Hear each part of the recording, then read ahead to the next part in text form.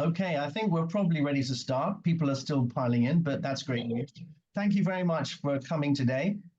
And this is all about how Ukrainian universities will create a future economy through research. And I'm Ashley Goodall from the Ukraine Britain Business Council. I'm really pleased today to have some terrific speakers, and many thanks to the Cormack consultancy as ever, who have helped in organizing this. We have the speakers today is Dr. Anzhela Stashchak, who's Director of Projects at Cormack, Charles Cormack, who's a founder, and we'll be going into some detail of what we're going to be talking about. We have Marko Stermsek, who's the Principal Economist from the EBRD, and we have Alex Lisitsa, who will be joining us at 2:30, who's the President of the Ukrainian Agribusiness Association and head of the board of Agrokebety, which is the Ukrainian Association of Agribusiness and Agri-Universities. So quite a lineup. And I think if that's all right, I'd like Anzhela to start off, perhaps explaining about what this is all about and what the strategic focus is going to be, what's happened and what the probabilities are of what's happening in the future. Charles will then go into a bit more detail about the practicalities of this. So Anzhela, over to you. Thank you very much. Thank you very much, Ashley. Colleagues, thank you very much, Ashley, for inviting Cormack Consultancy Group to speak at the webinar today. And that's a great opportunity for us to share our new ideas and probably, hopefully, to start some new initiatives in Ukraine. I would like to start with giving some background on what has been done so far in Ukraine, just to update our UK colleagues who are joining from the business side of things, rather than Ukrainian colleagues who have joined from universities and our UK colleagues who already know what twinning is. Ashley, if you allow me, I will share my screen and off we go. So I hope you all can see that now. Yeah, good. Just right from the very beginning of the war, Cormack Consultancy Group has initiated the Twinning Project, which is an institution-to-institution support of Ukrainian universities from their international colleagues all around the world. Although I must say that at the moment, probably 90% of the supporters of these institutions that are working with Ukrainian universities are based in the UK. So it historically happened so that this is mostly the UK-Ukraine project. The main aim and the main idea behind the project was to, and still is and will be, to support the integrity of higher education sector in Ukraine through supporting individual universities and try to prevent and stop the brain drain, to give the support in country by supporting individual activities between the universities, between Ukrainian universities and between their international counterparts. And very much this is based on the needs of Ukrainian universities. So overall, the idea was that Ukrainian universities can voice out their needs to their international partners that will reciprocate with the support in the sectors which are needed for Ukrainian universities.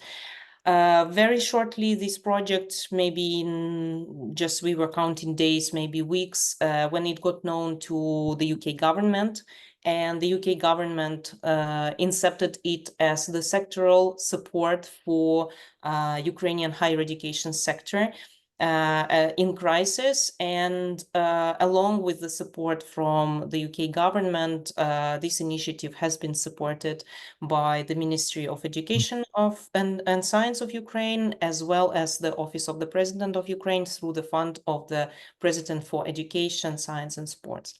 As of today, we have more than 100 Ukrainian universities that are supported by this scheme, by this project, and they are working with over 100 of international partners. Just solely the donations and in-kind help for the first 2 years of the project exceeded, from UK universities and other international partners, exceeded £50 million, but overall the support, if we count the donors, funders, and the governmental support for this project, it exceeded 75 millions of pounds. But what is more important probably in this project is that we have faced incredible activity raise between Ukrainian universities and the UK and other international counterparts. And the project was and still is supporting over 500 international activities and projects, including the research projects. This is a bit about the past, and just when we are talking about the future, this spring we have been approached by the Fund of the President of Ukraine for Education, Science and Sports with the core message that yes, it's really important to support the sector with immediate needs, and still we are facing incredible aggression from Russian Federation, unfortunately, and every day, unfortunately, the infrastructure gets destroyed. But at the same time, the government in Ukraine is very much oriented towards looking at the rebuilding and starting the rebuilding right now. So the government in Ukraine was working with the Office of the President of Ukraine, and they have been identifying key areas in which the rebuilding is like the core. So these are, and you can see them on the slide.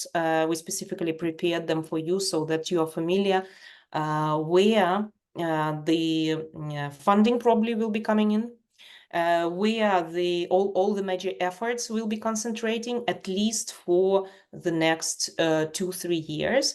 And these are 6 key areas. These have been identified, as I have said, together with the line ministries in Ukraine.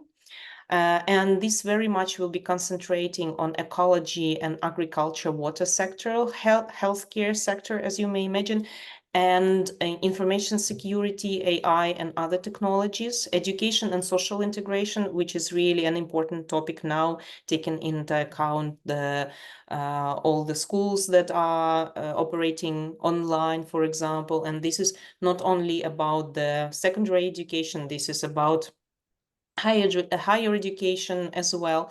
We are very much talking, understandably, about the reconstruction of the infrastructure, and we are talking about rebuilding economy.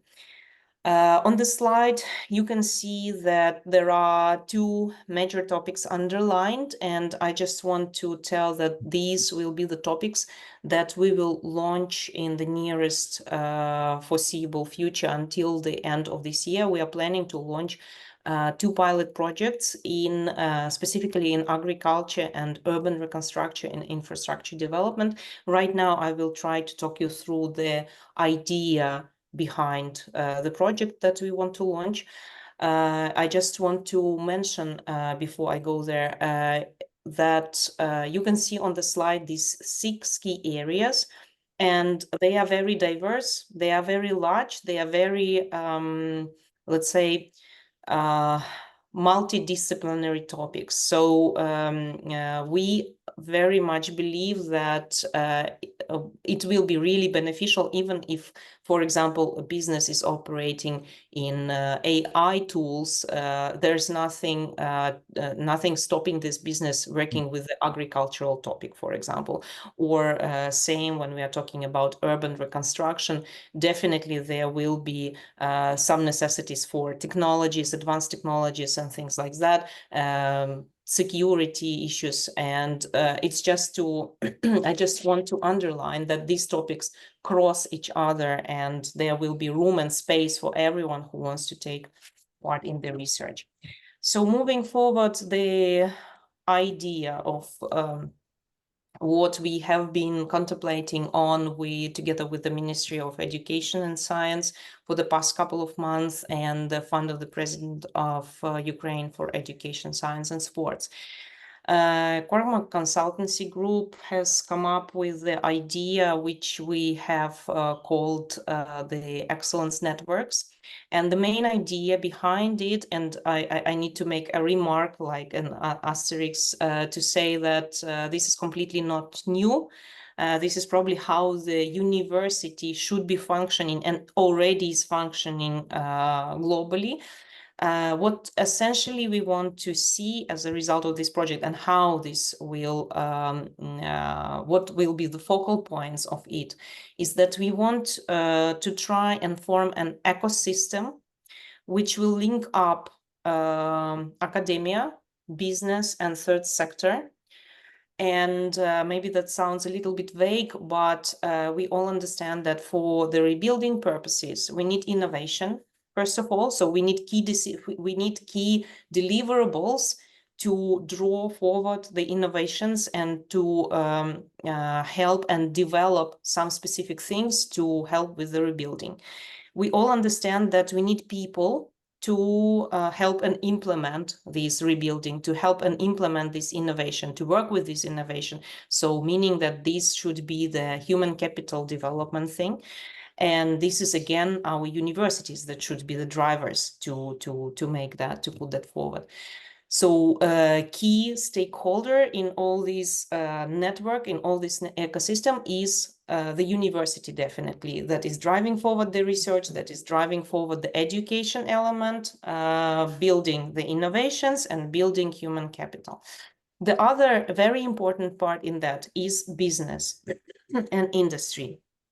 And for Ukraine, it's quiet, and I don't want to offend any colleagues that have joined from the side of Ukrainian universities today to the webinar, as I'm myself from the university, and my university background permits me to tell that, unfortunately, in Ukraine, still commercialization issues, still issues of delivering products for business, of working with business in research are quite rigid, are quite dodgy, quite new, let's say so. So we still need to work on that. We still need to learn how to do that. And therefore, we see business as a key element in these excellence networks that will help Ukrainian universities to understand what products are needed, how to work with business, how to deliver this on this innovation. We are talking both about Ukrainian businesses and international businesses that would potentially be, there will be space to invest, there will be room for joint ventures, and I hope Charles will talk more about that. And one more very important thing that we want to see as a result of this project is universities working with the communities, universities linking up with local communities and wider Ukrainian communities, because one of the key thing for today, and we all know that, and it's absolutely not a secret, we need to reintegrate veterans who are coming from the war. We need to help and reintegrate and retrain other groups that are affected by war. These are widows that of the soldiers. These are children that have moved along with the internally displaced families and things and people of these categories.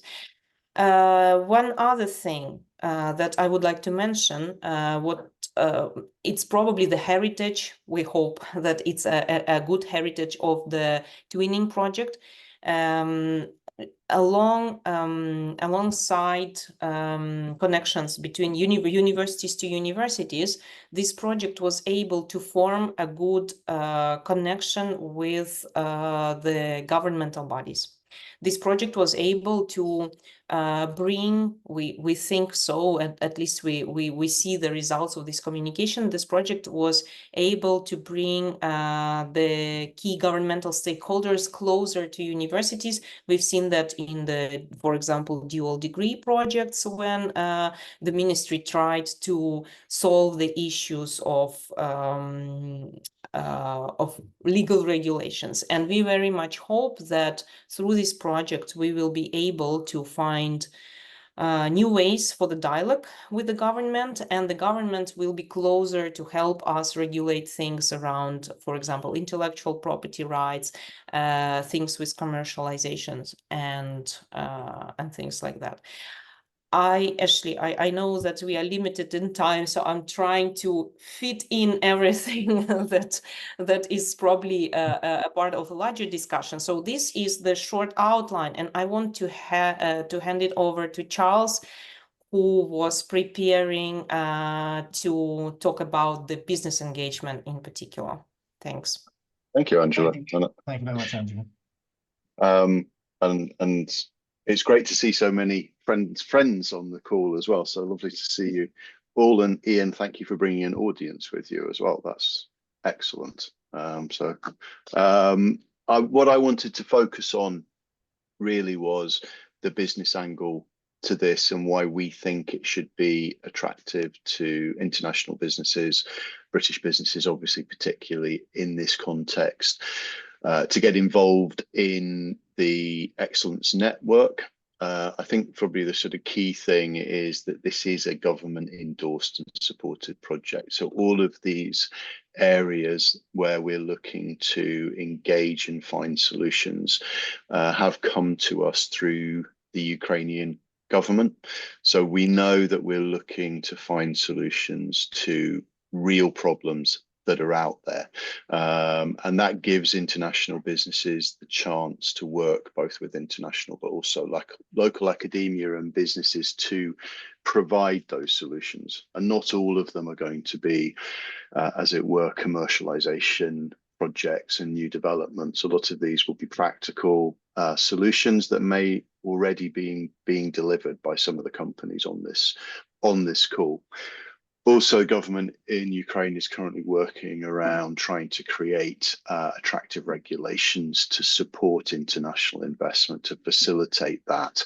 And we know that there's going to be significant international funding that will come into Ukraine, some of it already coming in, to support the development of the commercial infrastructure and to support the development of business. And indeed, Marko, who'll be talking after this, will be able to talk about some of the amazing work that EBRD is already doing in Ukraine, both in terms of supporting Ukrainian businesses, but also facilitating the development of joint ventures that are bringing international companies in to work in partnership with Ukrainian universities.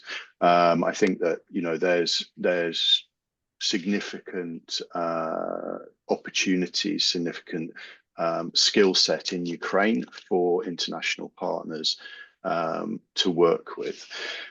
Going into commercialization, as Anzhela mentioned, you know, this is a relatively new topic in Ukraine, but as they have around dual degrees and other areas that we've been working on, the Ukrainian government is very open to listening to suggestions that come in around how to do this in the best possible way.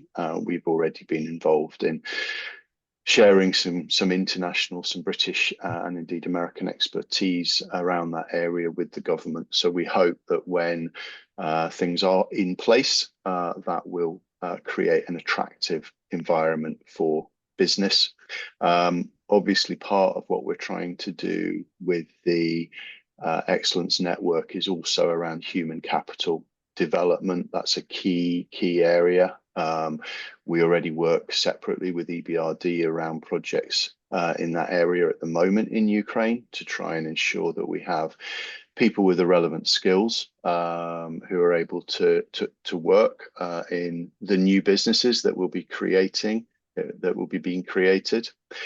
I think also there is a social impact thing here. So what we're trying to do through Excellence Network, as well as address these specific problems, is also make sure that we're working with the third sector. So with voluntary organizations, with NGOs who are focusing around things like the reintegration of veterans into the workforce.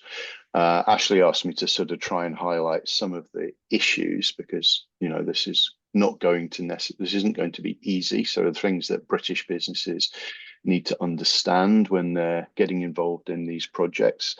I think an obvious one is massive infrastructure damage. So obviously Russia has been attacking Ukraine for 2.5 years, has put particular effort over probably the last 6-8 months in attacking the energy infrastructure. We are sat with sort of 70+% of the energy infrastructure degraded. That is going to take some time to replace. I think also, Ukrainians in Ukraine have been having to live in an immensely stressful environment that we can't even imagine, sat in the safety of our houses here in the UK. And so that is taking a toll around people's mental well-being, etc. On a sort of practical thing around universities, we are going through a reorganization of higher education in Ukraine that is leading to some merging of universities, etc. So that is something that needs to be borne in mind. Also, I know when Alex talks a little bit later, he'll talk about the fact that businesses working closely with universities, whilst being a relatively normal thing here in the UK, is relatively new in Ukraine. So there isn't that history of having done that significantly. So part of what the Excellence Networks will be doing will be sort of helping to create that environment. But I think you need to bear that in mind. Intellectual property law isn't clear. There isn't a sort of standard approach. So something else that needs to be borne in mind when looking at developing partnerships with local universities. And of course, well, we've talked about it already, that skills shortage. Obviously, there's been a massive displacement of people from Ukraine. There are large numbers of Ukrainians who are in the military and fighting, and that's obviously had an impact upon the availability of labour.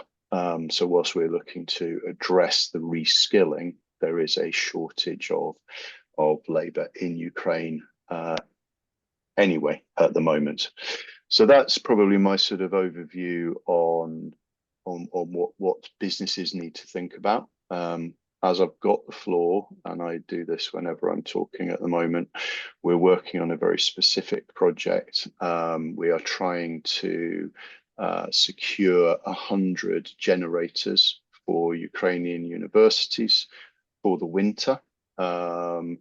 And that's vital because it will allow around 45,000 students to be able to stay studying in their institutions. So we are currently raising funds from UK universities. I know some of the UK universities who are here have already donated a generator. So thank you very much. And I know others are in the process of wrangling money out of their institutions. And I see Richard nodding in agreement because he's one of those people that's wrangling at the moment. So thank you very much. But anybody who wishes to become involved in getting generators to Ukraine, please let me know and we'll be delighted to tell you how to do it. Thank you. Charles, thank you very much. If I could just intersperse with a couple of points. Firstly, this is also about, I think, the internationalization of Ukrainian universities and creating a new model of university in Ukraine from the old school to the new school, including research as part of the offer. So hopefully this is an evolutionary situation we're in terms of Ukrainian universities. And the second thing is there's a lot of talent in those universities that, particularly STEM subjects, that I think a lot of universities might benefit from. Is that the case? Yeah, very, very much so. I mean, universities in Ukraine are by definition going to be reinventing themselves. I've recently become one of the sort of governing council at Mariupol University, who are creating University of the Future and a new campus in Kyiv. So it's very much part of that sort of, that modernization and internationalization of institutions. Thank you. Now I'd like to go on to Marko Stermsek from the EBRD, who is going to be talking about various things, including where the money comes from. So over to you, Marko. Look forward to this. Many thanks indeed, and thank you all for joining today's call, and likewise to Charles and Anzhela for the really great presentation just now. I'm here representing the European Bank for Reconstruction and Development, which has been one of the leading investors in Ukraine for over 30 years now from an international standpoint, and has recently emerged as Ukraine's biggest institutional investor really since the start of the full-scale Russian invasion. having invested more than 5.5 billion euros since February 2022. We finance a range of predominantly private sector projects, so large corporates across agribusiness, manufacturing, housing, a range of different sectors, alongside state-owned enterprises such as Ukrenergo, Ukrainian Railways, Naftogaz, and certain municipal services providers, where we finance the recovery of district heating, water, transportation services to the people in those municipalities affected very much by the ongoing Russian aggression. And we do this really by engaging directly with business leaders, understanding their needs, and taking that appetite for risk that maybe certain other private or other international bodies are not able to do. And we do this through a range of lending instruments, some of them direct loans. We also do equity investments, investments into different kinds of venture capital funds. And we have certain risk sharing instruments where we help local partner banks to sort of guarantee part of their risk so that they would then have the appetite to on-lend, especially to some of those smaller and medium-sized enterprises in Ukraine that might benefit from that lending in line with their growth potential and their operations. So this in a nutshell is what we do as the kind of key activity, the sort of business of the bank. But aligned to this, we have a mandate to also promote a range of developmental goals, chief among which in the current context of Ukraine is the human capital agenda. And this realization that the ongoing emergency response to Russia's aggression and looking forward to the eventual reconstruction and economic recovery will require very much dedicated action on the human capital front in terms of getting skills right, in terms of rehabilitating workers, in terms of aligning human resources policies and practices with the needs of what is now a very, very different labor market to what it was 2.5 years ago, and generally trying to really leverage the expertise and the networks that we can bring to overcome some of those difficulties.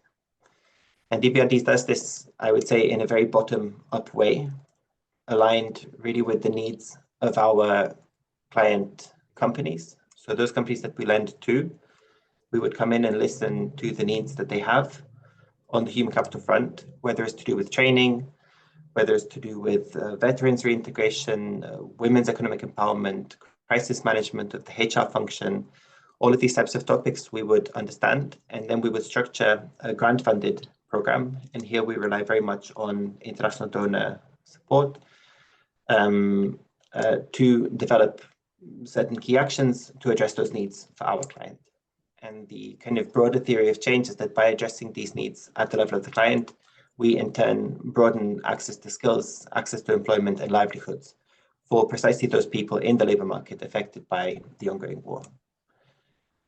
So these range of human capital programs, that is what I am running from the EBRD point of view, and we are very proud to partner on several of them with the Cormack consultancy group, with the Ministry of Education and Science in Ukraine, with the Ministry of Economy, and we look forward to understanding also your needs when it comes to the development of your businesses in Ukraine and to seeing how we can work together. With many thanks. Thank you very much, Marko. If I may, could I just ask a question about how do people access this? Is it partly through Cormack, partly through government? Can people go directly to you if you're an international business and you want to invest some money in a certain area, say agri-tech? Would you directly offer that? How do they get in touch? I can be a point of contact here. We have banking colleagues who cover different sectors. So there are colleagues specialized in the agribusiness sector, in property and tourism, manufacturing and services, infrastructure, a range of different sectors. And if there is a legitimate lending need, we can definitely initiate that discussion. Some of this lending would be in terms of sort of foreign direct investment, maybe for UK-based businesses seeking to expand their operations in Ukraine. Someone could mute, please. Sorry, you were saying.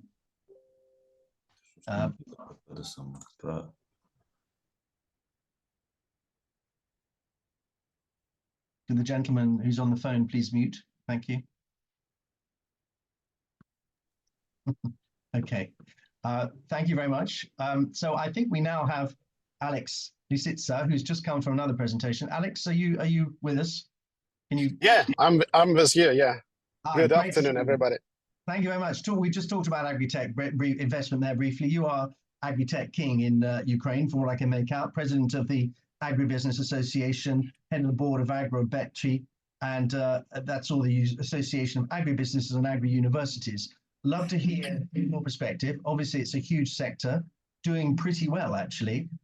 Take us through where you are and also what's coming up and what you're proposing.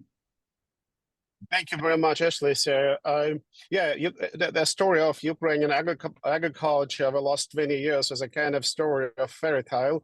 So, Ukrainian agribusiness has had really strong development over the last years, and that's because of many reasons. But let's start with 2002. Ukraine has imported wheat. So, the one of the largest players today in our global agriculture markets was dependent on the wheat from the Canadian producers, so American producers.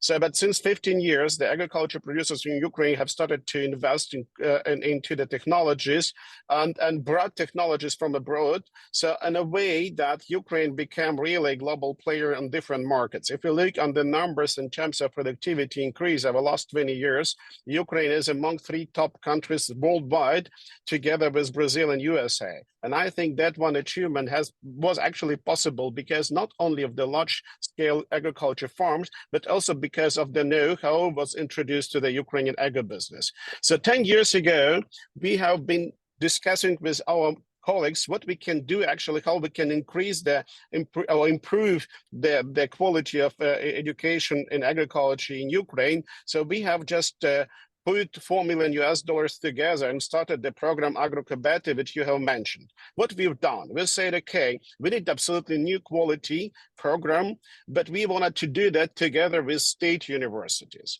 The state universities in agriculture, unfortunately, worked partly like in the best times 100 years ago, where the education and research done actually separately. And we said we put money to support the educational process in terms of the providing necessary equipment, practica, etc., etc. So that has led to the situation that we have every year right now in Ukraine on that program, about 200 students, which go to the companies and actually bring absolutely new knowledge and new skills to the agribusiness. What we're gonna do next?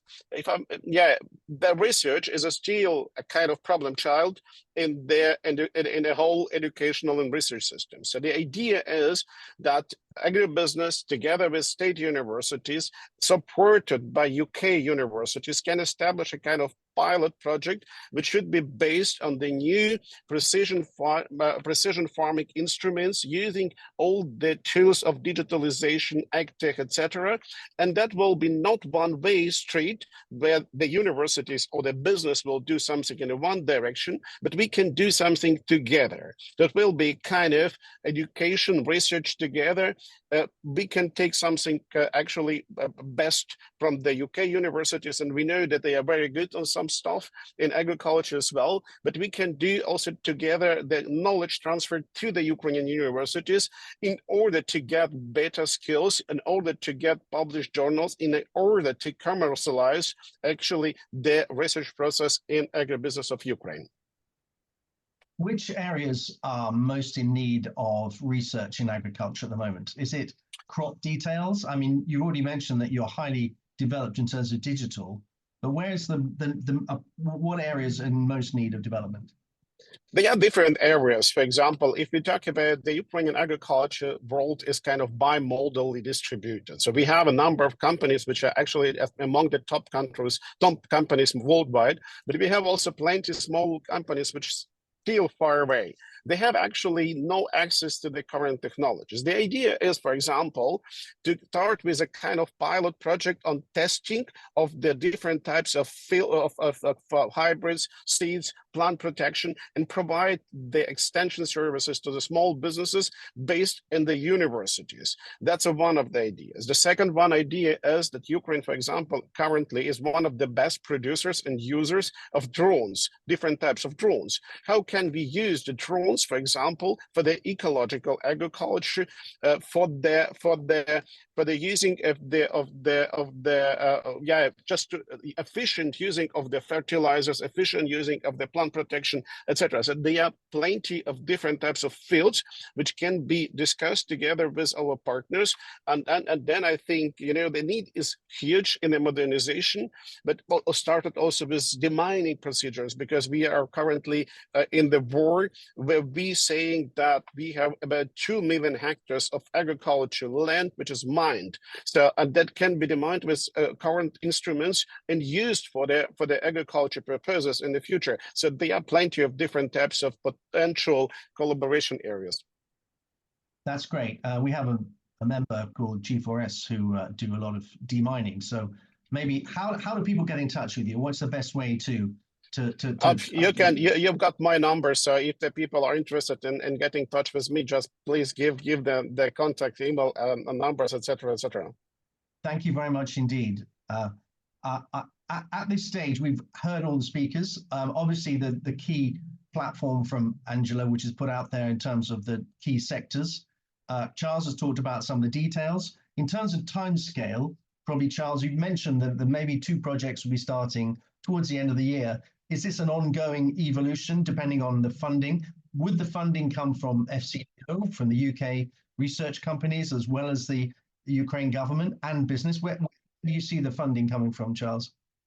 So we have a number of donors who have said that they're willing to support the rollout of the first of the excellence networks.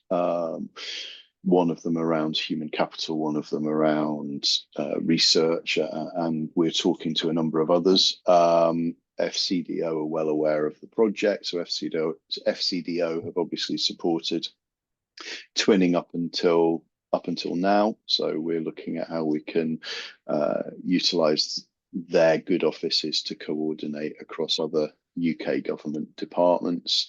And the plan is that we will run a pilot with a couple of areas. Obviously, as this is new, we need to run the couple for a few months to just understand where things can be improved. So we'd be looking to roll out the main sort of launch of others through the course of next year. Okay, that's pretty clear. And I think you said earlier that you're very keen for FCDO, whoever, to go across ministries as well. Is that an important element? Yeah, I mean, there's a lot. The UK government. Yeah. I mean, UK government is doing a lot of different projects to support Ukraine. We had a conversation facilitated by FCDO with the UK Tech Bridge, UK Ukraine Tech Bridge, the other few weeks ago. So yes, we're looking at how we can basically harness a lot of those activities and allow them to benefit from the twinning network that we've developed. If we have investors who are interested in early stage startup and things like that, who should they go? Should they go to Marko or to you or to both of you? What's the best avenue for people to get in touch with? I think in the first instance, probably, I mean, if they've got a specific ask which EBRD can support with, then they should go directly to EBRD. If they're at more of an exploratory stage, then probably come to us. Okay, excellent. Okay, I don't have any more questions at this stage, unless any of the speakers would like to raise an extra point. But I would like to invite Ian Gadd from Bath Spa University. I know, Ian, you're there. You've got a big group of people listening in. As a university, would you like to just respond to what you've heard and comment?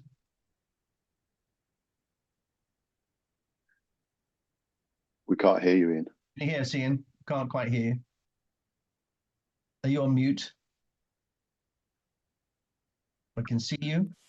Okay, is that better? Is that Yes, better? you're on live. Thank you. Yeah, apologies. We've got new equipment and it's not working very well, so we're having to do everything off the laptop. So thank you, Ashley. Good to see you, Angela and Charles. You picked a very good day for this particular session.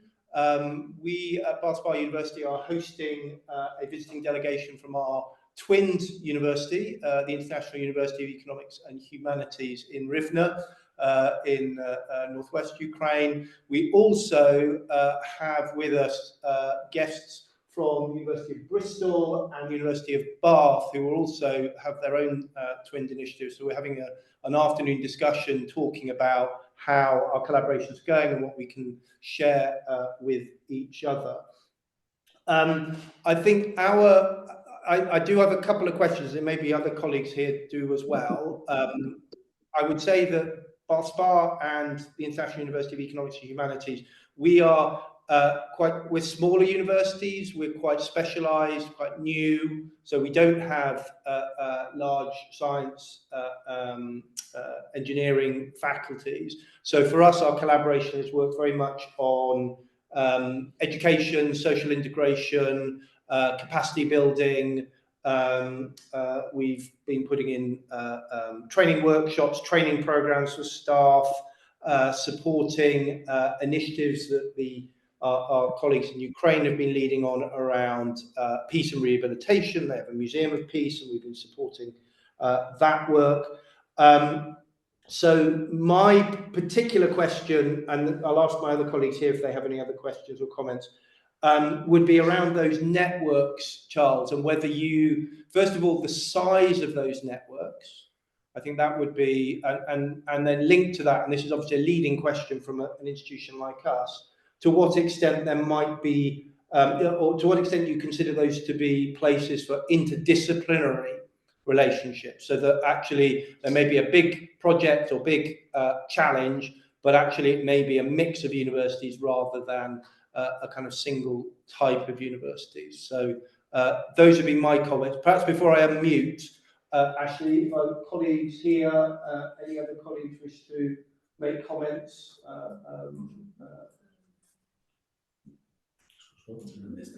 No, not from. I'm interested in the answer to your question. Okay. Interested from colleagues here in this to the same question I asked actually. So, perhaps back to you, Charles, on how these excellent networks might operate in practice.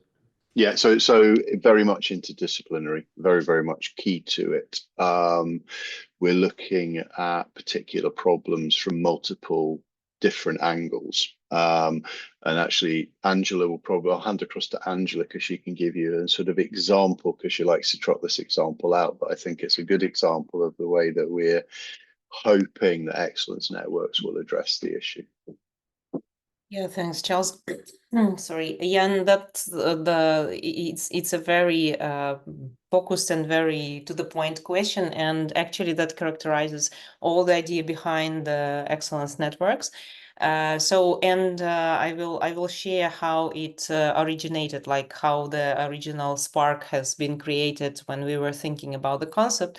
So we were approached by one of the US universities, and maybe some people on the call here will remember this particular period of time, a couple of months ago, when we went out with the open call, asking who would like to engage with one of the US universities working on the unexploded ordnance topic.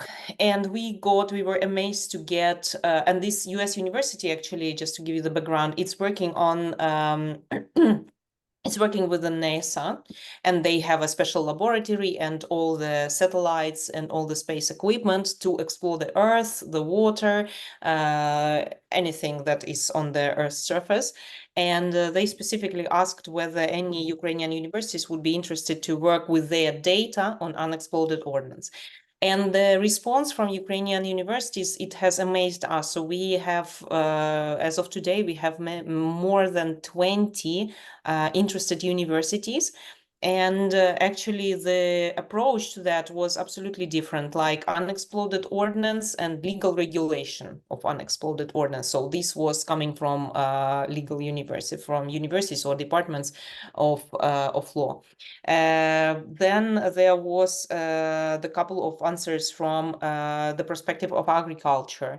So what do you do for the demining? How do you decontaminate the soil? How to treat the soil? How to work with all that? Then we had a lot of responses in terms of culture, how Ukrainian population, as the mostly historically farming country, the country that was originally working on the land, how these unexploded ordnance are affecting our culture, our mind, how we can deal with that. We had a lot of interest in completely different areas, so that just justified that one particular issue, like unexploded ordnance, can be explored from absolutely multiple perspectives, and that's what we want to do. And coming directly to answer to your question, how these networks will operate, how they will function.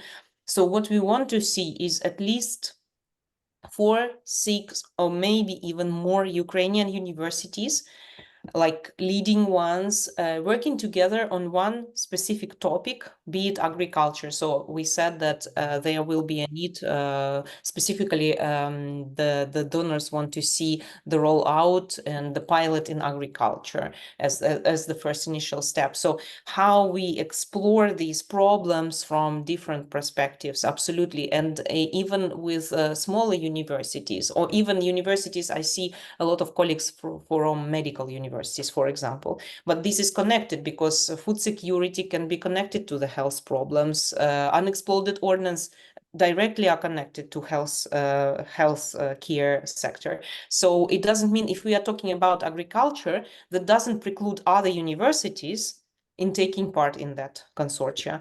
What we want to see is multiple businesses as well joining and investing in absolutely different areas, wanting to see the delivery of different technologies as the outcome of some specific projects, which are actually focusing on one specific rebuilding area, but on one specific rebuilding priority, but from absolutely multiple angles. So there'll be very much room for Bath Spa to be involved in. Thank you. I think probably we've covered most things, and I'd like probably at this stage, unless anyone would like to say anything finally, would anyone like to say a final? Alex, would you like to say anything particular? Marco or Charles, would you like to say anything as a sort of final?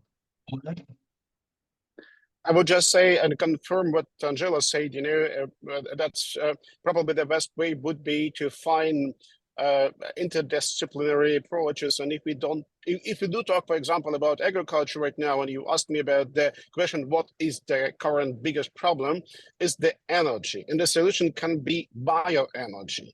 And they are just a lot of examples which can be used for solving of the current problems which link to the lack of electricity, to the lack of energy, etc., etc. So I think there are plenty of possibilities. We have to start to work with small pilot projects and then trying to find appropriate partners in UK, but also in Ukraine to start, to develop that in the future. Thank you. Thank you. Marco, would you like to say anything?